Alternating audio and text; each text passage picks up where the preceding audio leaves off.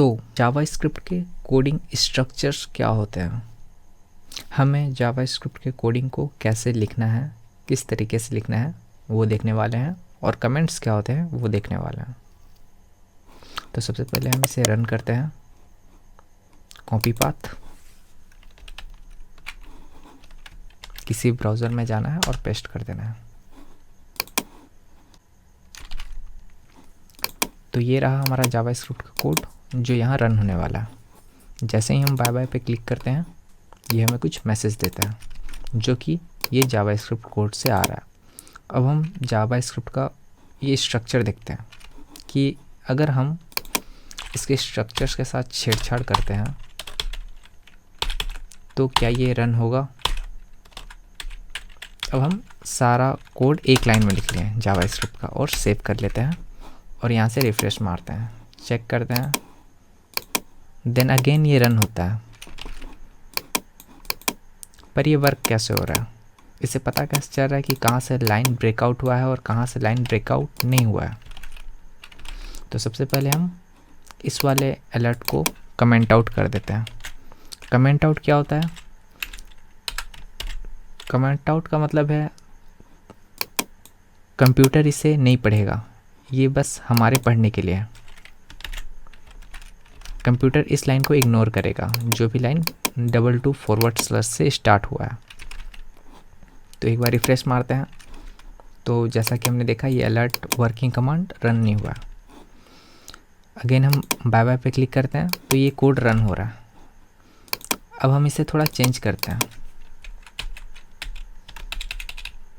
पहले हम इसे सिलेक्ट कर लेते हैं और न्यू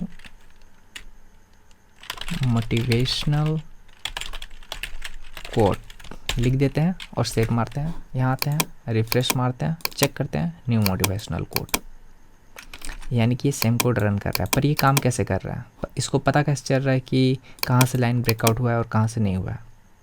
अगर हमें फिर से उसे वैसे ही फॉर्मेटेड कोड में कन्वर्ट करना हो तो कैसे करेंगे।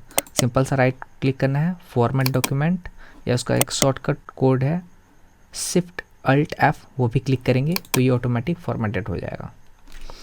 तो हम इसको देखते हैं कि कहाँ से कोड ब्रेकआउट हो रहा है।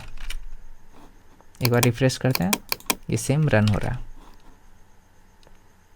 कमेंट आउट के जरिए समझते हैं, इसको सिंगल लाइन कमेंट बोलते हैं जो 2/4 से स्टार्ट होता है। ये हमारे पढ़ने के लिए होता है, समझने के लिए होता है। मान लीजिए कि हमारे पास लंबा कोड लिखा हो गया तो हम हर एक फंक्शंस या कहीं पर भी हम लिख सकते हैं जहाँ पर हमें समझ में नहीं आ रहा हो। फॉर एग्जांपल मेरे को 2 से 4 दिन बाद समझ में नहीं आएगा कि ये फंक्शन क्या काम में आता है, तो कमेंट आउट करके मैं यहाँ पे लिख देता हूँ बाय बाय मैसेज फंक्शंस, मैं यहाँ पे लिख दिया हूँ। अब ये फंक्शन क्या करता है उसके बारे में भी हम कुछ लिख सकते हैं। तो सिंगल लाइन कमेंट का मतलब ये होता है। पर मल्टीपल लाइन कमेंट कहाँ पे यूज़ होता है, और अगर हम इसको यहाँ पे लिखेंगे तो क्या ये कमेंट कहलाएगा, नहीं कहलाएगा। क्यों, क्योंकि इसके नीचे फॉरवर्ड स्लैश नहीं है। तो ये तो सिंगल लाइन कमेंट हो गया। पर वही अगर हम मल्टी कमेंट लाइन यूज़ करेंगे तो हमें सिंपल से दोनों को सिलेक्ट करने हैं और कंट्रोल फॉरवर्ड स्लैश करेंगे तो ये सिंगल लाइन में कमेंट हो गया। ये शॉर्टकट की है। मल्टीपल लाइन कमेंट के लिए फॉरवर्ड स्लैश स्टार, ये स्टार्टिंग होता है, और एंडिंग के लिए स्टार फॉरवर्ड स्लैश। इससे पता चलता है कि ये हमारा मल्टी लाइन कमेंट है।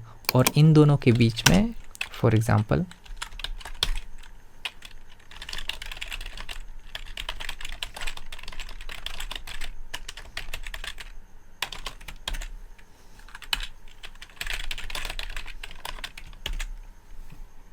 ये रहा हमारा मल्टीपल लाइन कमेंट।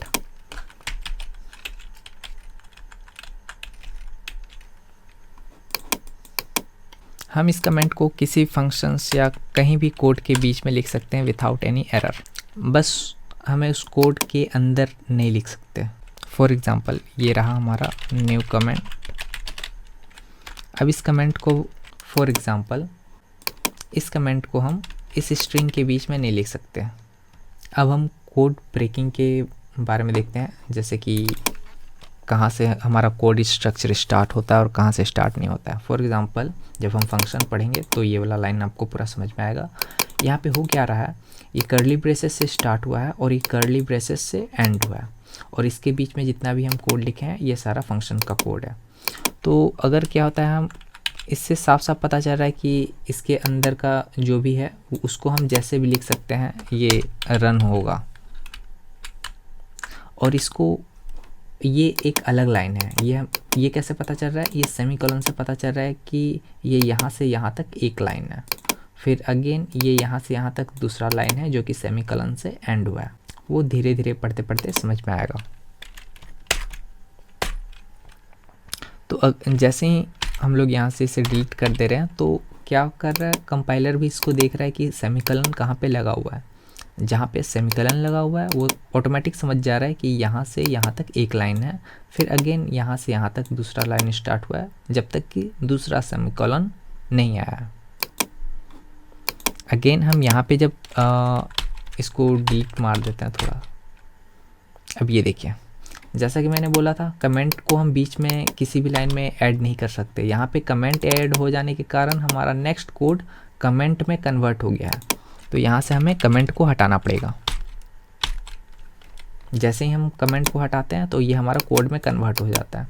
अब इससे क्या पता चल रहा है, ये ओपनिंग कर्ली ब्रेसेस से पता चल रहा है कि यहाँ से कोड स्टार्ट हो रहा है, ये नेक्स्ट सेमीकोलन तक ये पहला लाइन का कोड है, फिर यहाँ से दूसरा सेमीकोलन तक दूसरा लाइन है, और उसके बाद क्लोजिंग कर्ली ब्रेसेस है। इससे पता चल रहा है कि ये एक फंक्शन है। फंक्शन कैसे पता चल रहा है, क्योंकि ये फंक्शन लिखा गया है।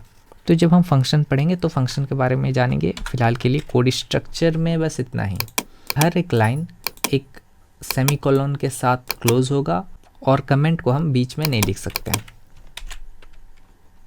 अभी भी हम कोड को रन करेंगे तो ये रन होगा। हम फिर से वही कोड लिख देते हैं।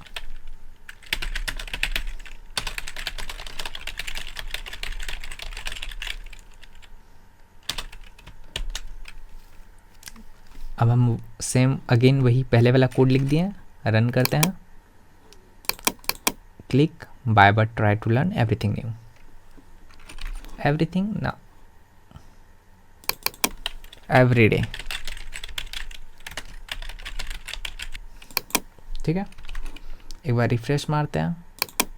Again by but try to learn everyday new. पर हम ऐसा कोड इसलिए नहीं लिखते क्योंकि ऐसा कोड लिखने पे हमें समझ में नहीं आएगा, बट कंपाइलर समझ जाएगा। तो हम इसे फिर से रीफॉर्मेट करते हैं, फॉर्मेट डॉक्यूमेंट, और ये ऑटोमेटिक फॉर्मेटेड हो गया। बाय चांस आपके पास ये फॉर्मेट का ऑप्शन नहीं आ रहा है तो यहाँ पे एक प्रीटियर फॉर्मेट नाम से एक्सटेंशन इंस्टॉल है, इसलिए हम IDE का यूज़ करते हैं। IDE मतलब कि ये जो हम विजुअल स्टूडियो कोड यूज़ कर रहे हैं वो है IDE। अब इसमें एक एक्सटेंशन आता है प्रीटियर एक्सटेंशन, ये वाला मेरे में पहले से इंस्टॉल है। इसके कारण क्या होता है, आपको फॉर्मेट डॉक्यूमेंट का ऑप्शन मिल जाता है, किसी भी डॉक्यूमेंट टाइप को आप फॉर्मेट कर सकते हैं। तो यहाँ पे आकर के फॉर्मेट डॉक्यूमेंट विथ, अब यहाँ पे आ गया, मैं प्रीटियर इंस्टॉल किया हूँ, उससे के जरिए हम डिफ़ॉल्ट में जो हमारा फॉर्मेट हो रहा है वो प्रीटियर यूज़ कर रहा है एक्सटेंशन जो कि हम इंस्टॉल किए हुए हैं। तो वही डिफ़ॉल्ट सेट है यहाँ पे। तो जो हम यहाँ से फॉर्मेट डॉक्यूमेंट कर रहे हैं वो प्रीटियर एक्सटेंशन के जरिए ही हो रहा है। तो पिछले वीडियो में हमने इसे इनलाइन जावा स्क्रिप्ट लिखा था, बट ये इनलाइन नहीं है, इंटरनल स्क्रिप्ट होगा, क्योंकि ये सेम HTML के अंदर लिखा जा रहा है ये स्क्रिप्ट, इसलिए इसको इंटरनल स्क्रिप्ट बोलते हैं। और इसको एक्सटर्नल, क्योंकि ये बाहर से एक्सटर्नल आ रहा है इसलिए एक्सटर्नल JS। और ये हर एक जावा स्क्रिप्ट कोड को हम बॉडी टैग के नीचे में लिखते हैं, क्योंकि हर एक एलिमेंट लोड हो जाने के बाद ही जावा स्क्रिप्ट का कोड रन होना चाहिए। हम फ्यूचर में देखेंगे कि टाइटल में कैसे लगाते हैं। ये स्क्रिप्ट हम यहाँ ना लिख करके टाइटल में लिखेंगे और डिफर टैग का यूज़ करेंगे। तो आज के लिए इतना ही।